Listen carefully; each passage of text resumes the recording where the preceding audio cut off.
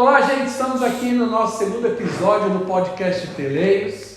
Essa é uma experiência nova que Deus está nos dando, uma porta que Deus está abrindo para nós. E hoje nós queremos continuar falando sobre família. Nós estamos nesse projeto de jejum, são 21 dias jejuando e orando. E o tema do nosso jejum é... eu perdi o tema agora. Famílias fortes para tempos difíceis. Famílias fortes para tempos difíceis. E o tema de hoje eu quero falar sobre educação de filhos, que é um grande desafio também de nós que somos pais, né? Então eu quero começar mais uma vez apresentando. Nós estamos aqui com a pastora Rosângela, minha esposa, responsável pelo Ministério Infantil da nossa igreja. Junto também está o pastor Edmar e a pastora Solane, que tem nos auxiliado nesse trabalho. E o propósito desse podcast é conversar, ter um bate-papo sobre educação de filhos. Todos nós aqui também somos pais e queremos compartilhar um pouco dessa experiência, desse desafio que é educar filhos. Eu quero começar esse podcast lendo um trecho das Escrituras que está no Salmo 127, que diz assim no versículo 3: os filhos são herança do Senhor e uma recompensa que Ele dá. Como flechas nas mãos do guerreiro, são os filhos nascidos na juventude. Pastores, é um desafio para nós educar filho, né? Sempre será um desafio, claro. Mas hoje nós temos tido algumas dificuldades que outras gerações não tiveram, né? Que é a influência da internet, das mídias sociais, né? Hoje percebe-se um distanciamento dos pais com os filhos por conta...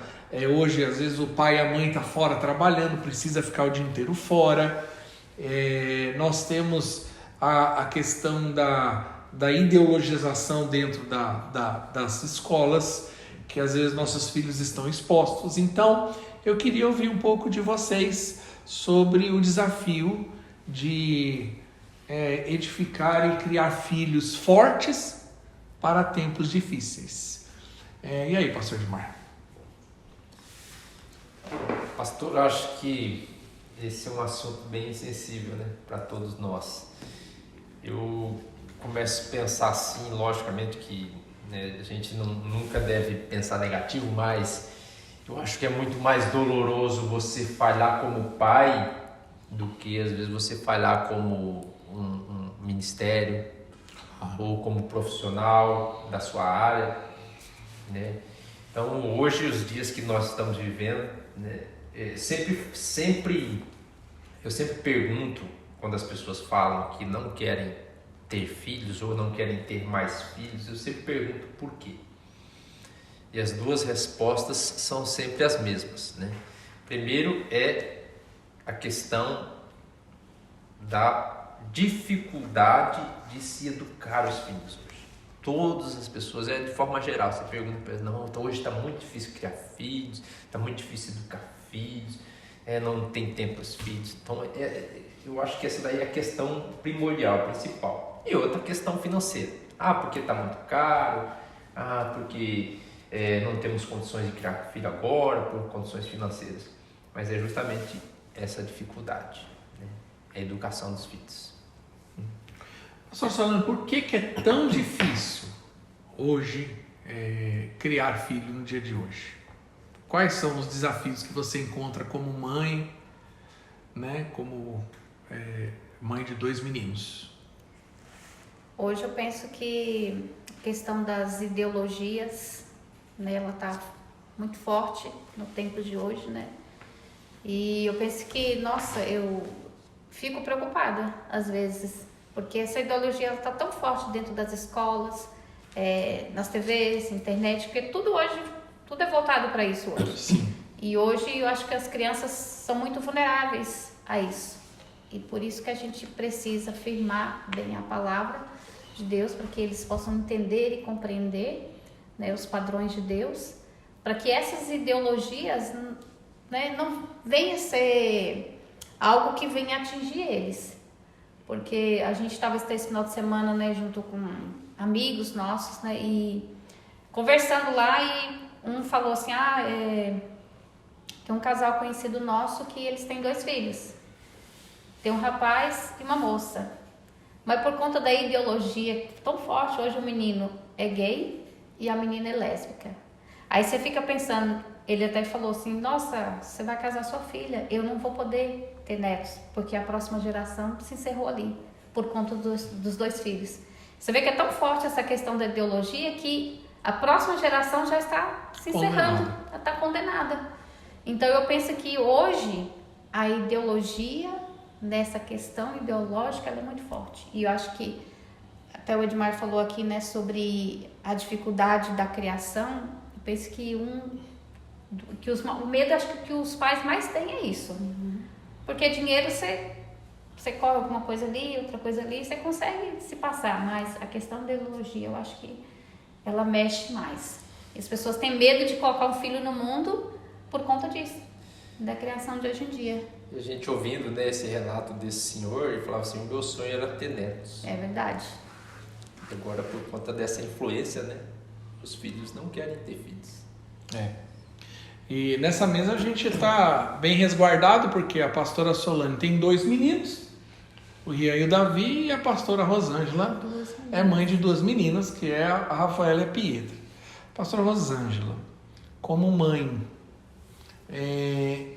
como que faz com que a criança cresça nos caminhos do Senhor? A Bíblia diz que educa o seu filho no caminho do Senhor, lá na frente ele não se desvie.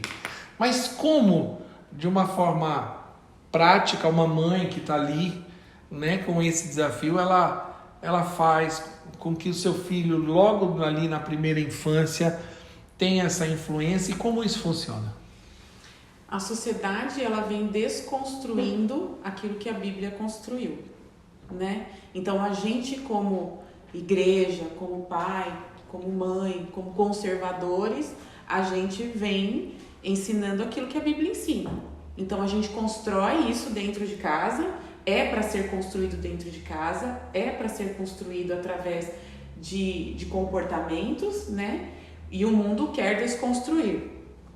Então entra tudo isso que eu falei. Então eu preciso não só falar, mas eu praticar dentro de casa, mostrar o que é verdade, que eu também sou uma pessoa cheia de falhas, mas também quero melhorar em Cristo. Então a família, como a gente disse, né, no outro bate-papo, que o casamento é feito de conversa, de diálogo, então com os filhos também. Então a Bíblia diz isso, o mundo oferece isso, a consequência de você viver através da palavra de Deus é essa, né, e do mundo é essa.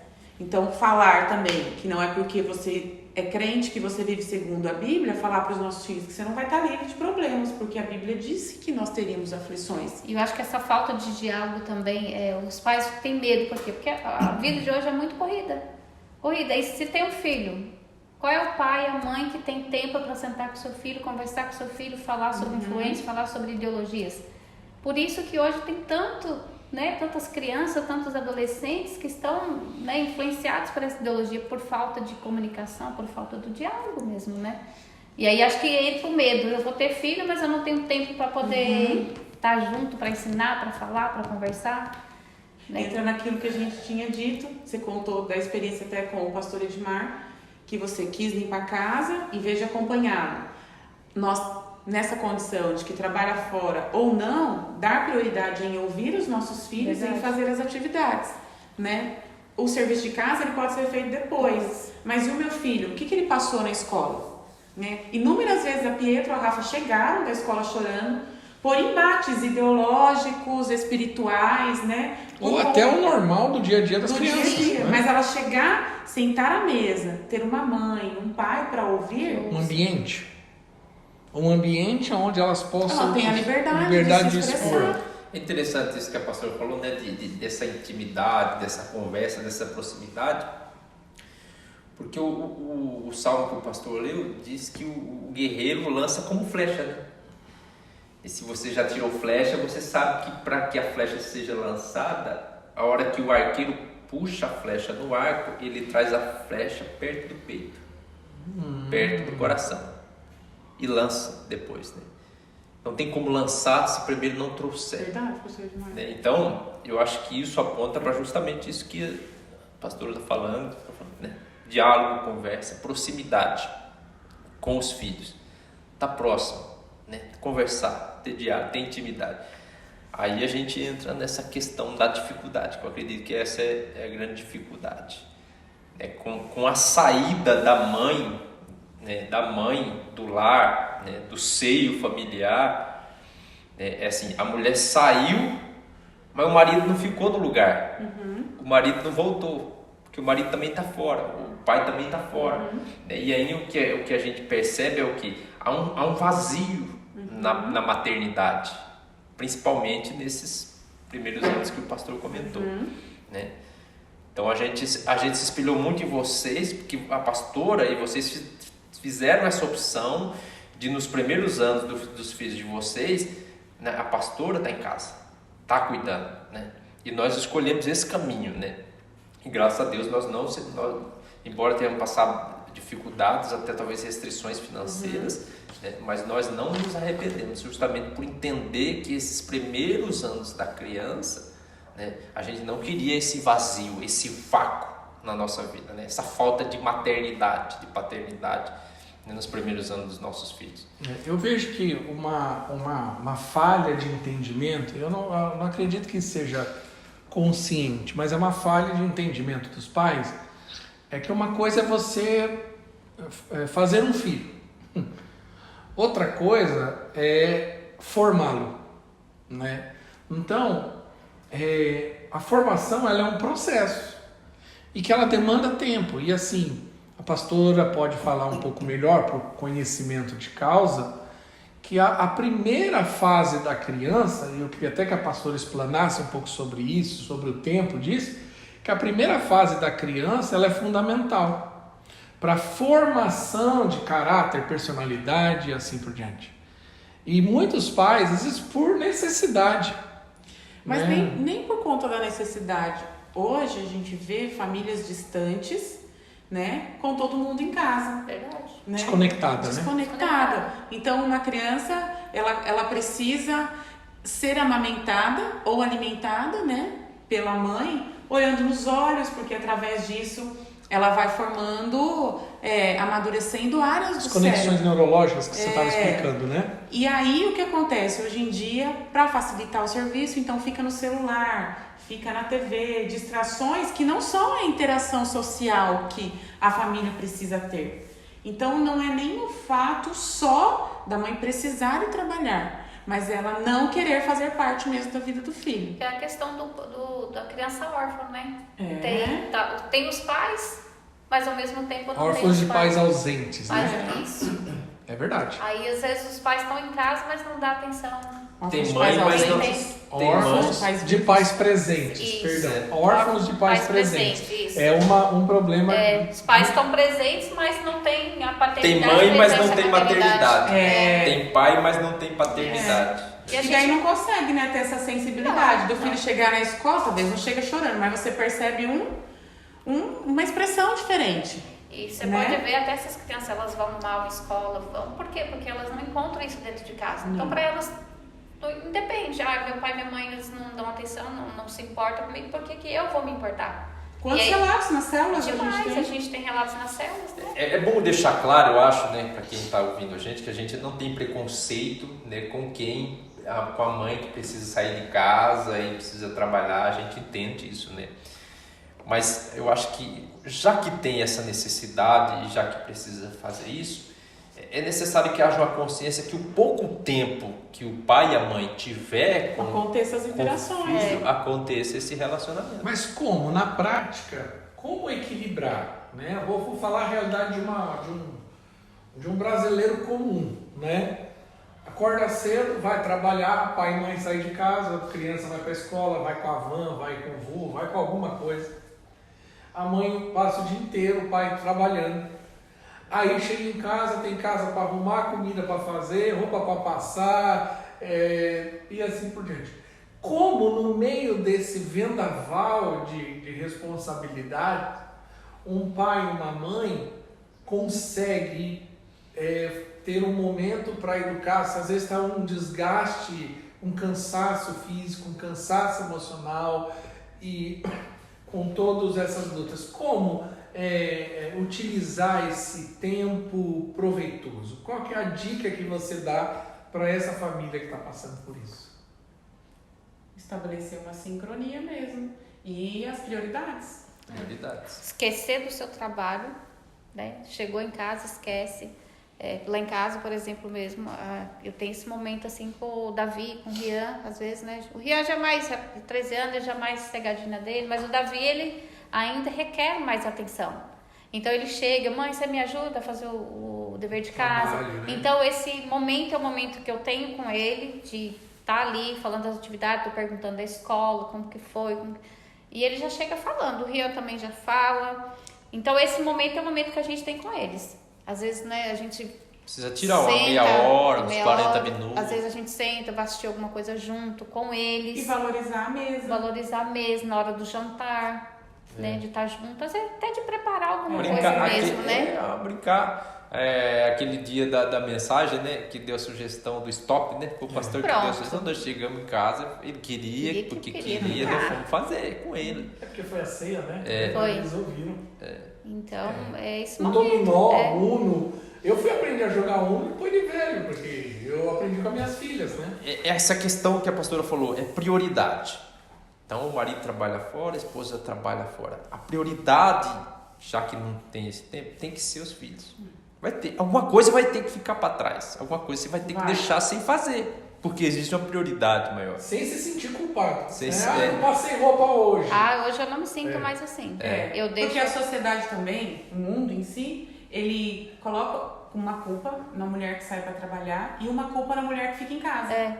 A que fica em casa porque ela não estuda, porque ela não se capacita, e a que sai para fora porque deixa os filhos, porque deixa a casa. Então a gente precisa entrar na vontade de Deus, no tempo de Deus, na necessidade, e sentir paz naquilo que o Senhor tem nos chamado para o tempo. Verdade. E fazer de forma com que eu estabeleça as prioridades.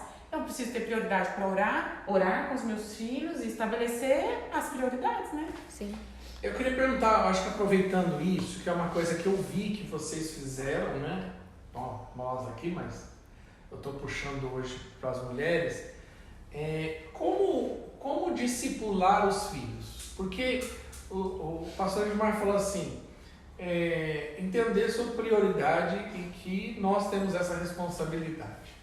Agora, como vocês na prática fizeram esse discipulado no sentido de estar ali acompanhando e implantando a palavra de Deus, né? Deuteronômio lá, capítulo 6, fala que todos os dias ao acordar, né? Então, ao andar durante o caminho, como que vocês fizeram? Porque eu vou falar pela minha experiência, a Rosângela estava em casa, num período que as meninas estavam mais novinhas em casa, e eu estava ali, né, trabalhando, né, o dia todo na igreja e tal. Então esse trabalho ficou mais sob responsabilidade da Rosângela, e eu me lembro o que ela fazia com as meninas, né? Então eu queria que vocês compartilhassem isso com os pais que estão nos ouvindo, e tem aí esse desafio de implantar a palavra de Deus, porque às vezes algum pai fala assim, não, eu vou levar na célula, eu vou levar no culto kids, eu vou levar para a igreja. Eu vi muito pai que fala, eu estou vindo na igreja porque meu filho precisa aprender. Mas está certo isso? Ou até aonde está certo isso? Ou se está errado? Eu acho que a gente não deve terceirizar para ninguém aquilo que é a nossa responsabilidade. Porque a Bíblia diz que é responsabilidade dos pais. Então, a igreja, a célula, os cultos é uma ferramenta, é um instrumento de Deus. Mas a responsabilidade é dos pais. E como fazer isso no dia a dia? Conta a experiência de vocês. A pastora chegou até a escrever um material, fazer um material esses dias para a igreja sobre discipulado, né? Mas conta para que elas possam entender. Eu ou só? As duas. Cada um teve uma experiência pessoal. Primeiramente, eu acho que eles precisam ver, né, o que nós fazemos. Eu acho que o discipulado vem aí. Eles vê e depois eles vão praticar. Então, o que eu fazia muito, ainda faço com os meninos, né? Mas quando eu estava em casa parada, né, o Davi já era menorzinho, sempre quando eu ia fazer meu devocional, eu chamava ele junto, para orar comigo junto, colocar no louvor. Mesmo que às vezes ele, ai mãe, eu não quero, vai ficar junto Faz aqui isso comigo, mesmo, né? Você Vai tá ficar, meio deitava lá, entediado, entediado. mas estava ali junto.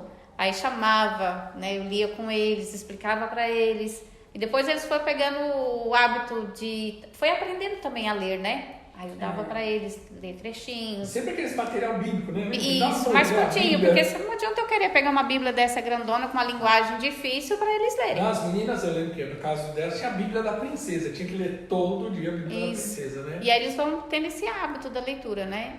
A oração, que eu acho que é essencial. Né? Contava muito historinhas, né? Da Bíblia. Histórias, quando eles iam dormir, a gente contava histórias, né? Histórias. E o Davi sempre foi muito mais curioso, o Rian já é mais quietinho na dele. Mas o Davi... Tá encharcado, agora tá na fase do encharque. Você sabe que é encharcado, assista o episódio do podcast. O podcast anterior. A gente fala que o Davi hoje ele faz uma oração tão longa que a gente fica lá do quarto. Lá, amém. Agora amém. Vocês que dormem, né? Não dorme, ele tá lá orando. Eu falei, você tá mais crente do que nós. Sim. Então eles já aprenderam a colocar o que eles querem. Às vezes o Davi tem um hábito de orar, né, mãe? Guarda o meu sono e começa a colocar as dificuldades dele. E eu acho isso muito legal porque falei, se eles entenderam, porque eles ouviram nós. E eles sabem que no Senhor ele pode falar tudo o que ele quer. Glória a Deus. E só trazer para a igreja não resolve, né? Não. E às vezes a gente quer O terceirizar. próprio Jesus falou isso, né? João 5,19, né? Em verdade, vos digo que o filho não pode fazer nada de si mesmo, senão o que vê o pai fazendo. Porque tudo o que este fizer, o filho também semelhantemente irá fazer. Então, o que o filho vai fazer? O filho vai fazer o que vê o pai fazendo. Não é que o filho vai fazer naquele momento exatamente, mas depois ele vai lembrar do que o pai estava fazendo. O pastor falou na palavra, né? O que o seu filho vai valorizar? Vai valorizar o que você valoriza. Então, esse eu acho que é o principal. Né? Você falei porque na época eu tinha, né, uma questão de torcida de time de futebol, era São Paulino, assistia tudo. Mas eu me lembro que depois que eu tive as meninas, eu parei com isso. Por quê? Porque eu entendi isso. Eu falei, não, eu preciso valorizar porque eu quero que minhas filhas gostem, né? Nunca fui preocupado se elas iam torcer para time A ou B. Mas a minha preocupação sempre foi se elas amassem as escrituras, a palavra, a igreja, né? O prazer de estar nesse ambiente de igreja. E isso tem... O Rian está com 13. Né? Frequentemente eu faço a pergunta para ele: o que você vê o seu pai fazer? O que você vê a sua mãe fazer? Então é isso que você tem que fazer. Esse é um caminho, esse é um norte. E se possível, fazer mais, fazer melhor. Né? Mas partir desse princípio. Ou não fazer, né? Uma vez eu me lembro que não sei qual das duas filhas falou um palavrão. Que ouve, né? Fala que tá num ambiente de família que não é cristã. Na escola, fala, né?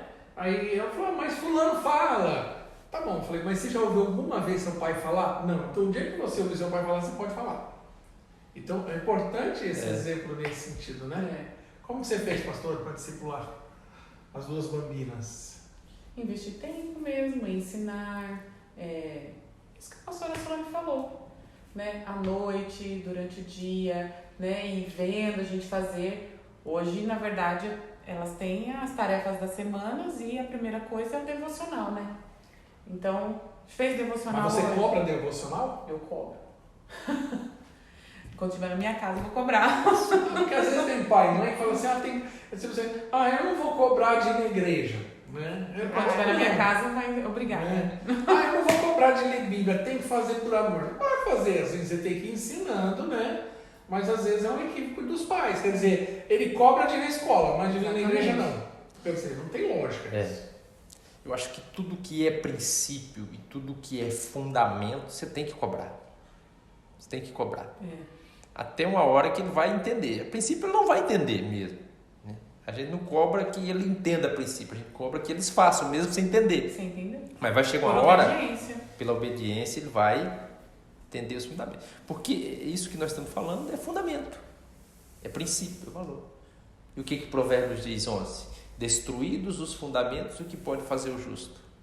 Então, quando esses fundamentos do casamento, da família, da vida cristã são negligenciados, né, lá na frente não tem o que fazer mais. Já foi. Só Deus pode intervir, só o Senhor, E o seu plano de redenção. curto, porque a nossa influência com os nossos filhos são 12 anos. Né?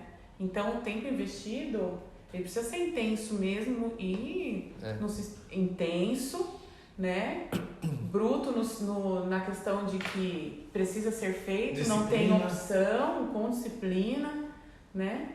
Porque olho para as meninas hoje é muito mais fácil, né? Então elas sabem o que elas têm que fazer, não precisa ficar tanto no pé. Questão de influência no mundo, elas também já têm aquele discernimento. Então valeu a pena mesmo o investimento, porque, né, a gente compara, né, com outras realidades que o mundo está e a gente vê que valeu a pena, né? Lógico, elas têm outros desafios, mas a gente continua ali do lado, incentivando, ensinando, né? Acho que até preciso voltar. E nós temos a célula das crianças, né? Esses dias nós paramos para pensar nos últimos quase 15 anos de igreja e nós vimos uma contagem aí na casa das milhares de crianças que já passaram por essa célula e vocês estão desde o começo. Como vocês lidam com as crianças de uma forma mais intensa nas células, né? O que vocês percebem nessa questão de educação, né, de ensinar as crianças, tudo que nós falamos aqui, mas a gente sabe que a boa parte das crianças não tem isso em casa. Nós apresentamos uma realidade que não é a realidade da maioria. E qual é o resultado que vocês veem no dia a dia, né? A gente já viu o caso de abuso, que é a criança muito sozinha. Mas o que vocês veem que afeta demais essas crianças? Exemplo, a indisciplina é um problema? O relato delas é a ausência dos pais mesmo. Ausência numa reunião, ausência para ouvi-los mesmo. Então, a maioria dos relatos que a gente tem de reclamação das crianças é a ausência dos pais mesmo. Então, quantas... tia, me dá um abraço. Falta de afeto, né? Falta de afeto. Elas querem compartilhar da vida delas na célula. Ou seja, a gente vive uma sociedade onde os pais não param para ouvir seus filhos. Então, das crianças que estão nas células, que nós pastoreamos, que os pais não são crentes, né? Não, às vezes até são, né? Até são, é essa ausência mesmo de ouvir. É muito precioso isso que o pastor Gilmar falou da questão do coração, da flecha. Né? Eles precisam ser ouvidos. Não é porque a criança não precisa, eles necessitam falar, eles necessitam ouvir as suas dores, porque a minha dor não é porque porque eu sou adulto que é diferente da criança. Ela precisa ser ouvida, ser escutada, ela precisa ser compreendida, ser orientada, saber que tem alguém para ouvir, né? Alguém para amar também. Então, quando eles escutam da palavra de Deus e a gente fala do amor de Deus, eles se sentem acolhidos. Tem alguém para falar. Até quando eles erram, né? Que eles sabem, falam, Deus, ele continua me amando mesmo quando eu errei, porque o sentimento deles é o quê? Desprezo. Se ele erra, o pai e a mãe desprezam. Então, eles sabem que em Deus, que Jesus ama ele mesmo quando ele erra, né? Uhum. E isso é prazeroso demais, você ouvir isso das crianças, né? É complicadíssimo isso, né? Porque se eles não encontram essa atenção, né, esse afeto em casa, né, eles podem encontrar em outros lugares. Uhum. É onde ganha espaço para pedófilo, né, para gente que quer pornografia. Tem más intenções. Às vezes até a própria mundo do crime, porque a pessoa se sente acolhida. Aceita, né? Valorizada. Alguém para ouvir ela, né? Então, para dar atenção. É justamente isso, a pessoa se sente aceita, valorizada e ela acaba entrando por caminhos que se perde, né? Então nós vimos aqui o quão desafiador é educar filhos. Eu queria que a gente encerrasse, né? Tanta coisa para falar, mas nosso tempo é curto, que cada um desse uma palavra, pudesse dar uma palavra para quem é pai, mãe, em relação a educação de filho, ao desafio, né, nos dias de hoje. Às vezes nós estamos aqui, mas tem pai e mãe que está aflito.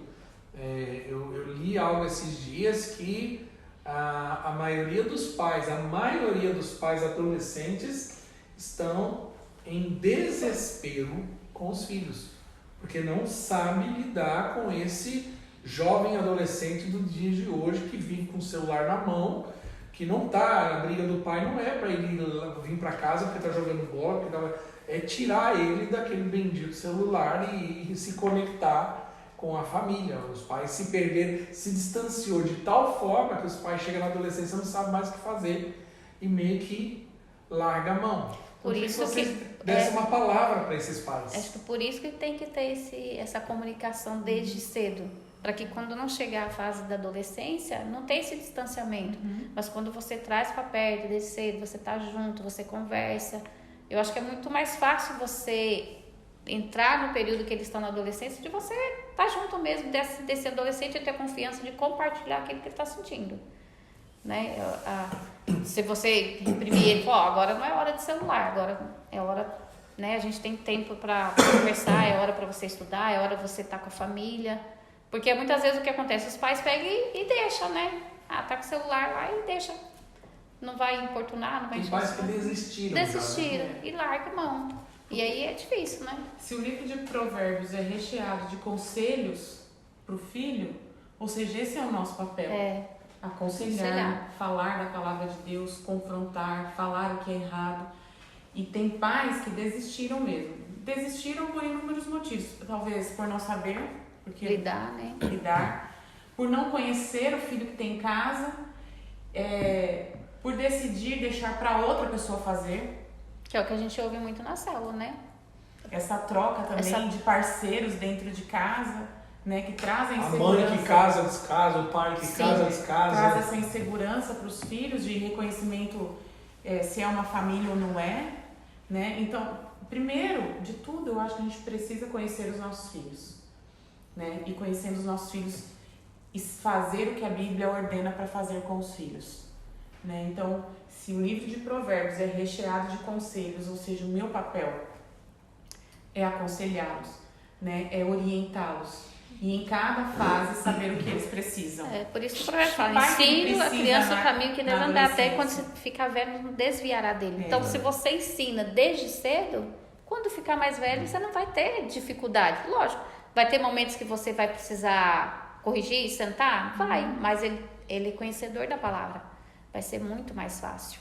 Amém. Pastor Edmar? Eu vejo duas questões aí, né? E essas questões, elas são resultado de uma mentalidade errada, principalmente que é incutida em muitos pais, né, que provém dessa mentalidade que diz progressista, né, mas que na realidade é maligna, que é a questão de não valorizar, né, aquilo que a palavra valoriza. Né? Então, ninguém mais valoriza casamento, ninguém mais valoriza o homem, o pai de família, a dona de casa, ninguém valoriza a criança. Criança não tem mais valor. Quem quer investir em criança? Ninguém quer mais investir, perder tempo, né? Se deparar com processos desses que nós estamos falando para investir na vida das crianças. Isso é fruto de uma mentalidade maligna que tem sido incutida na sociedade, né? Outra coisa, uma forma de pensar, por exemplo, achar que a educação dos filhos, que o aprendizado vai ser natural. Não, deixa lá na creche, deixa lá com a avó. Responsabilidade da escola.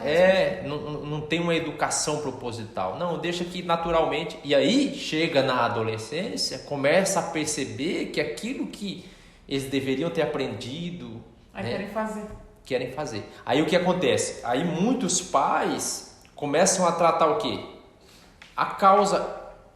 em vez de tratar a causa, começa a tratar o efeito, a consequência, e não voltar à causa, né?